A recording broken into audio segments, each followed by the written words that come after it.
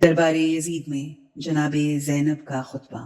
مرحوم شیخ صدوق اماری میں جناب سکینہ سے روایت کرتے ہیں کہ بی بی نے فرمایا، خدا کی قسم میں نے کائنات میں یزید سے زیادہ سخت دل کسی کو نہیں دیکھا، اور کوئی کافر اور مشرک یزید سے زیادہ جفاکار اور شریر نہ پایا، کیونکہ ہمارے سامنے چھڑی سے وہ ہمارے بابا کے لبوں اور دانتوں پر مارتا تھا اور یہ شعر پڑھتا تھا، کاش میرے بدر والے بزرگ ابا ہوتے اور دیکھتے کہ میں نے ان کا کیسا بدلہ لیا، اگر وہ ہوتے تو خوش ہوتے اور کہتے یزید تیرے ہاتھ کبھی شل نہ ہوں۔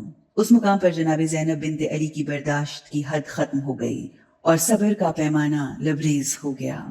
آپ اٹھیں اور مجمع عام میں یزید کو مخاطب کر کے ایسا خطبہ دیا جو بڑا فصیح و بلیغ تھا۔ زینب عالیہ فرماتی ہیں، خطبہ ارشاد، حاضرین روتے ہیں سن سن کے ستم کی روداد، غم سے بیتاب جو ہوتا ہے سرے شاہ زمن، بند آنکھیں کیے روتا ہے سرے شاہ زمن۔ یہ خطبہ صاحب لحوف سید بن طاؤس نے یوں نقل کیا ہے۔ معظمہ بی بی نے حمد و ثنا کے بعد فرمایا، اے یزید، تو اپنے آپ کو بادشاہ اور سلطان سمجھتا ہے، کیا یہی تیری عدالت ہے کہ اپنی عورتوں کو تو پشت پردہ میں بٹھایا ہوا ہے، لیکن رسول کی بیٹیوں کو تو ننگے سر اور ننگے پاؤں نامحرموں میں لایا ہے۔ اے ظالم، تو نے آل رسول کی حرمت کا پردہ اتار دیا، ان کے چہروں کو دوستوں اور دشمنوں سب کے سامنے عریاں کیا اور شہر بشہر میں پھرایا۔ آل رسول کو قریب اور بعید یعنی شہری اور بیابانی، پست فطرت اور شریف سب نے ان کے چہرے کو دیکھا، ہر زن و مرد نے دیکھا، ان کا کوئی مرد اور مددگار باقی نہیں رہا جو اپنے شہیدوں کے خون کا مطالبہ کرے اور مظلوم عورتوں کی حمایت کرے۔ اس شخص سے اچھائی کی کیا توقع کی جا سکتی ہے جو ان کا بیٹا ہو جنہوں نے بزرگان اسلام کے جگر کو چبانے کے بعد پھینک دیا ہو، یعنی ہند جو تمہاری دادی تھی، جس نے حضرت حمزہ کے جگر کو چبایا تھا تو وہ پتھر ہو گیا، اور اس کے دانت کام نہ کر سکے تو اس نے پھینک دیا۔ ایسے شخص سے کیا توقع کی جا سکتی ہے جو اس کا بیٹا ہے جس کا گوشت پوست شہداء کے خون بہانے سے پیدا ہوا ہو؟ اور ایسا شخص بغض اہل بیت کب چھوڑ سکتا ہے جو ساری زندگی ہمیں بغض، کینہ اور عداوت سے دیکھتا رہا ہے؟ پھر تو جرت اور جسارت سے کہتا ہے گویا تو نے کوئی گناہ نہیں کیا اور اپنے عمل کو برا نہیں سمجھا۔ تو کہتا ہے اے کاش میرے بدر والے بزرگ ہوتے تو دیکھتے کہ کیسے آل علی سے بدلہ لیا ہے، تو وہ تجھے شاباش دیتے اور کہتے کہ یزید تیرے ہاتھ کبھی شل نہ ہوں۔ پھر تو جھک کر میرے بھائی حسین کے لبوں اور دانتوں پر چھڑی سے مارتا ہے اور اس چھڑی پر ٹیک لگاتا ہے، حالانکہ حسین جوانان جنت کے سردار ہیں۔ تو ایسی باتیں نہ کر، حالانکہ تو نے پرانے زخموں کو تازہ کر دیا اور ان زخموں کو بکھیر دیا جب سے تو نے آل اولاد عبد المطلب کے ستاروں اور پیغمبر خدا کی ذریت کے خون بہائے ہیں۔ تو اپنے مشائخ کو ندا کر رہا ہے، کیا تو سمجھتا ہے کہ وہ تیری آواز سنتے ہیں؟ اور بہت جلدی تم ان سے ملحق ہو جاؤ گے، اور جہاں وہ ہیں تم بھی وہاں پہنچ جاؤ گے۔ اس وقت تیری آرزو ہوگی کہ کاش تیرے ہاتھ نہ ہوتے اور تو یہ کام نہ کرتا جو تو نے کیا، اور تیری زبان بند ہوتی، تو گونگا ہوتا اور وہ کچھ نہ کہتی جو تو کہہ چکا ہے۔ پھر بی بی پاک نے بد دعا اور نفرین کی اور خدا کی حضور عرض کی، اے اللہ کریم، ہمارا حق ان سے لے اور ظالموں سے انتقام لے، اور ان پر غضب کر جنہوں نے ہمارے خون بہائے اور ہمارے حامی قتل کر دیے۔ پھر آپ نے فرمایا، اے یزید، خدا کی قسم یہ گمان نہ کرنا کہ تو نے صرف ہم پر ظلم کیا ہے، خدا کی قسم تو نے اپنی جلد کو پھاڑا ہے اور اپنا گوشت کاٹا ہے۔ جب تو رسول خدا کے سامنے اس حالت میں وارد ہوگا کہ تو نے ان کی ذریت کا خون بہایا ہوگا، ان کی عطرت کی ہر جگہ توہین کی ہوگی، اور رسول خدا کے جگر گوشوں کو آگ میں جلایا ہوگا، تو کیا جواب دے گا؟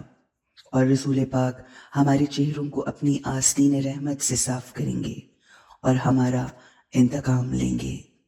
بس تو نے صرف اپنا نقصان کیا۔ ہرگز یہ گمان ہی نہ کرو کہ شہداء مر گئے ہیں، بلکہ وہ تو زندہ ہیں اور اپنے رب سے خصوصی رزق کھاتے ہیں۔ تیرے لیے خدا کا حاکم ہونا ہی کافی ہے، اور محمد مصطفیٰ کی دشمنی تیرے لیے بہت ہوگی، اور جبرائیل محمد مصطفیٰ کے روز قیامت مددگار ہوں گے، اور بہت جلد اس کو بھی سزا مل جائے گی جس نے تجھے اس مسند پر بٹھایا ہے اور تجھے مسلمانوں کی گردن پر سوار کیا ہے، اس کا بہت برا ٹھکانہ ہوگا۔ پھر فرمایا، اے یزید، اگرچہ زمانے کے حالات نے ہمیں یہاں تک پہنچا دیا کہ میں تجھ جیسے کہ نجس دربار میں کھڑی ہوں، تجھ سے مخاطب ہوں، لیکن میں تجھے کچھ نہیں سمجھتی اور تجھے بہت چھوٹا کر دوں گی اور تیری سرزنش کو برا کروں گی، تیرے افعال کو توبیخ کروں گی۔ اگرچہ میں جانتی ہوں کہ میری نصیحت تجھ پر اثر انداز نہیں ہوگی، لیکن اس کے علاوہ کوئی چارہ بھی نہیں کہ تیرے تجاوزات بہت زیادہ ہیں، جن کی وجہ سے آنکھیں آج ہی آنسو بہا رہی ہیں اور سینوں میں ایسا درد ہے جو انسانوں کو بولنے میں کمزور کر دیتا ہے۔ عجب بلائی عجب تو یہ ہے کہ حزب اللہ کے افراد جو پاکیزہ، شرفا اور نجیب تھے کو حزب شیطان کے ہاتھوں شہید ہو گئے۔ الہی تمام ہاتھوں سے ہمارے خون کے قطرے گر رہے ہیں اور آپ کے منہ سے گوشت گر رہا ہے۔ کیا یہ ظلم نہیں کہ ہمارے پاک و پاکیزہ جوانوں کی لاشیں صحرا میں بغیر کفن و دفن کے چھوڑ دی گئی ہیں تاکہ درندے ان کی توہین کریں؟ اے یزید، اگر تو بنات رسول اور اولاد فاطمہ کو مال غنیمت شمار کرتا ہے تو جان لے کہ بہت جلد ہم تمہارے لیے گراں ہوں گے، جب بروز قیامت تیرے پاس کچھ نہ ہوگا اور خدا بندوں پر ظلم نہیں کرتا۔ میں اپنی شکایت خدا کے پاس کرتی ہوں اور مجھے اس ذات پر اعتماد ہے۔ اے یزید، تو مکر کرنا چاہتا ہے کر لے، اور جو ظلم کرنا چاہتا ہے کر لے، اپنی پوری کوشش کر جو کر سکتا ہے، لیکن خدا کی قسم تو ہمارا نام صفائے ہستی سے نہیں مٹا سکتا اور ہمارے ذکر کو ہرگز نہیں مٹا سکتا، اور ہمارے زندہ نام کو نہیں مار سکتا، اور ہماری فضیلت کو درک بھی نہیں کر سکتا۔ یہ تیرے کردار کا ننگ اور تیرے اعمال کی ذلت کو اپنے سے دور نہیں کر سکتا۔ اے یزید، تیرا نظریہ بہت کمزور ہے، تیرے ایام بہت تھوڑے ہیں اور تیرے ارد گرد کا اجتماع چند دنوں کا ہے۔ حمد اور شکر ہے اس خدا کا جس نے ہمارے سلسلے کو سعادت اور مغفرت سے نوازا اور آخری سلسلے کو شہادت و رحمت عنایت فرمائی۔ ہم اللہ سے سوال کرتے ہیں کہ ہمارے گزشتہ مرحومین کا ثواب کامل کر دے اور پسماندگان کے لیے خلافت نصیب فرما، اور وہ اللہ رحیم اور کریم ہے۔ جب یہ خطبہ یزید نے سنا تو جواباً یہ شعر پڑھا، کسی داغدار اور دکھی کی فریاد بہت اچھی ہوتی ہے اور عزادار کے سامنے موت بڑی آسان چیز ہوتی ہے۔ پھر یزید نے اہل شام سے مشورہ لیا اور پوچھا کہ دیکھا تم نے اور سنا تم نے کہ اس دکھی اور غمزدہ عورت نے مجھے کیا کہا؟ اب تم بتاؤ کہ ان قیدیوں کے ساتھ کیا سلوک کیا جائے؟ ان لعین شامیوں نے صرف یزید کی خوشامد کی خاطر کہا کہ ان تمام بچوں اور عورتوں کو قتل کر دے تاکہ تجھے آسودگی اور راحت مل جائے، لیکن نعمان بن بشیر اپنی کرسی سے اٹھا اور کہا، اے امیر، قیدیوں سے جو سلوک رسول پاک کرتے تھے تو بھی ان سے وہی سلوک کر۔ یزید نے غضبناک ہو کر دختر علی کی طرف دیکھا تو درباریوں کو یقین ہو گیا کہ اب یہ جناب زینب کبریٰ سلام اللہ علیہا کو قتل کرا دے گا۔ اس وقت عمر عاص کا بیٹا عبداللہ اپنی کرسی سے اٹھا، وہ تخت یزید کے نزدیک آیا اور تخت یزید پلید کو بوسہ دے کر کہا، جس بیوی نے تمہیں تیز و تند سنائی ہے ان سے انتقام لینا مناسب نہیں، کیونکہ وہ داغ دیدہ اور ستم رسیدہ ہے اور اپنے جگر کے دردوں کی وجہ سے اپنے غم کی بھڑاس نکال رہی ہے۔